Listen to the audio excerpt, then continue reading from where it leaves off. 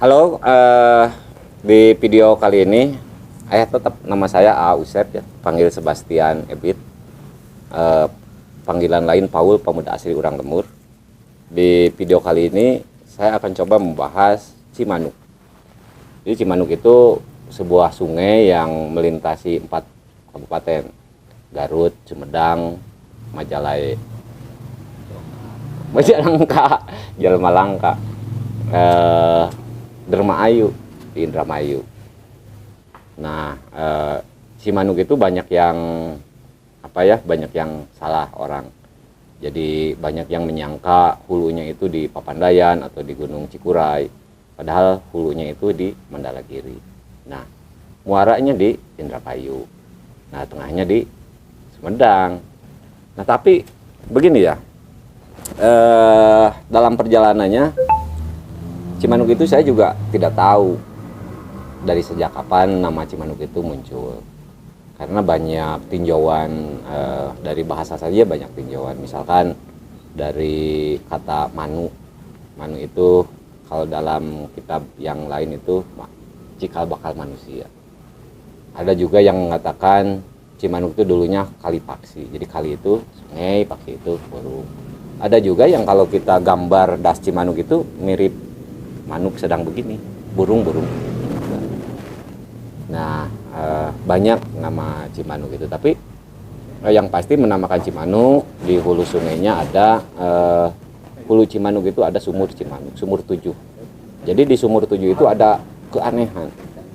Dulu itu orang setempat, orang lokal membawa domba betina ke sana dimandiin, itu jadi hamil gitu.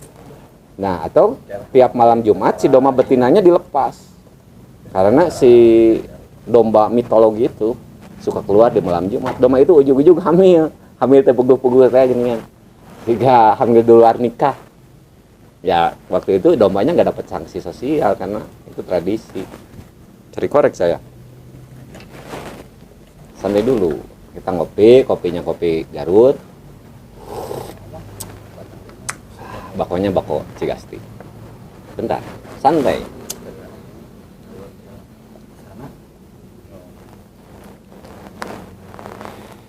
Cimanuk ini sebagai sebuah sungai sama dengan sungai-sungai yang lainnya ya, dipakai sebagai pusat peradaban.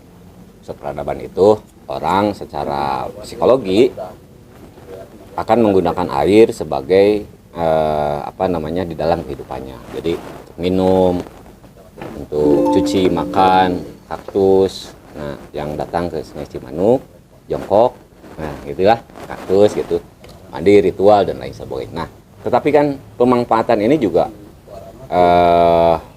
sekarang si sungainya itu bukan lagi dimanfaatkan seperti itu karena sudah tidak layak dimanfaatkan. Udah banyak pencemaran, banyak sampah, jadi tempat sampah yang agak panjang, bukan agak panjang lagi, tempat sampah terpanjang. Orang seenaknya ngalungkeun putah ya, sampah luhung ke Cimanuk, ngalungkeun orok juga luhung ke Cimanuk gitu. Jadi sekarang Sungai Cimanuk sudah tidak layak untuk dikonsumsi atau dimanfaatkan seperti tadi. Nah, inilah yang harusnya menjadi kekhawatiran dari para umat, segenap umat manusia di alam semesta. Bagaimana fungsi sungai ini menjadi berubah seperti itu. Harusnya airnya jernih dari dulu, ternyata sekarang kotor, tercemari, dipakai tempat pembuangan sampah dan dipakai tempat pembuangan sumpah serapah ya. Nanti para caleg biasa sumpah, para bupati, gubernur, presiden juga sumpah, tapi pembuangan sumpah juga. Bentar. Nah, banyak lauk-lauk atau ikan-ikan yang di Cimanuk itu karena pencemaran sudah pada hilang. Misalkan banyak ikan yang sudah musnah itu saya juga tidak tahu ya, ikan apa saja. Yang tahu itu Payana Tariana, yang tahu itu nanti tanya ke Payana Tariana. Tapi yang pasti ekosistemnya sudah rusak karena bantaran sungainya dirusak, sampahnya banyak, pencemarannya tingkat tinggi, hitam air Cimanuk, sudah tidak layak untuk dipakai. harus dibersihkan. Dan ini bukan tanggung jawab saya. Saya tidak punya tanggung jawab. Tanggung jawab kita semua. Gitu ya. Sampah ini dan pencemaran ini dari hulu sampai hilir. Dari hulunya banyak pestisida, ya pupuk-pupuk anorganik yang beracun, sampahnya banyak juga.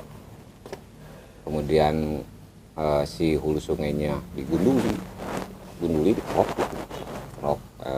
ini sih tukang cukur dikerok, sama pakai pacul gitu ngeroknya, cabutan, longsor lah, gitu. Sedimentasinya tinggi, sehingga airnya menjadi keruh. Ya, seperti itu kondisi Cimanuk. Nah, yang paling penting bagi kita kan sebenarnya ini diabaikannya kan tidak hanya oleh masyarakat, pemerintah yang punya uang. Jadi uang rakyat dikumpulkan di pemerintah. Nah, di sana itu kan ada amanat rakyat untuk mengelola sungai, diparok gitu. Tahu diparok, dicanak gitu. Jangan seperti itu, kasihan. Nanti dikerawat kalau ketahuan sama APH, kerawat diberok bunga balai watangan, kayak jangan disebutin ya. Itu mah hak privasi. Tanyain ke Pak Yana Tariana ya kalau pengen tahu siapa yang dikerawat. Nah, bagi orang Sunda, sungai itu tidak hanya sebatas lingkungan hidup, tetapi juga berbasis spiritual. Spiritual dalam pengertian bahwa sungai ini menjadi bagian yang tidak terpisahkan dari seorang diri manusia. Namanya kabuyutan. Jadi leuwih hina batan kulit langsung di jarian orang yang apabila kabuyutannya, lemah cairnya itu rusak. Tidak bisa menjaga tanah air itu hina. Jadi bagi orang Sunda, sungai, gunung itu spiritual. Jadi bagaimana Tuhan memelihara atau membuat sistem semesta ini sudah begitu sempurna, dan kesempurnaan ini dirusak, berarti kan tidak aman. Makanya jangan merusak. Itu nanti dimarahin, bukan sama Pak Rudi, bukan Tuhan. Dimarahinnya kan dalam bentuk bencana, wabah, penyakit. Terus lagi ya bencana itu kan ada banjir, longsor, banjir bandang. Dan yang tidak berdosa kan kena juga. Terkena dampaknya, kehilangan keluarga, harta dan lain sebagainya. Dan konon katanya kerusakan ini kan oleh pemerintah itu terjadi karena alasan pembangunan. Tapi yang dihasilkan dari pembangunan, membangun miliaran, triliunan, sehari bencana habis semuanya. Jadi tidak ada alasan sekurang Parud. Bukan Parud. Itu Bapak Bupati sama Bupati Sumedang, Bupati Majalengka, Kuningan. Gitu dulu lah. Jadi ayo kita sama selamatkan lingkungan hidup ini demi mewujudkan bahwa kita itu amanah sebagai manusia, sebagai rahmatal lil alamin, bukan rahmatal finna. Terima kasih. Assalamualaikum warahmatullahi wabarakatuh.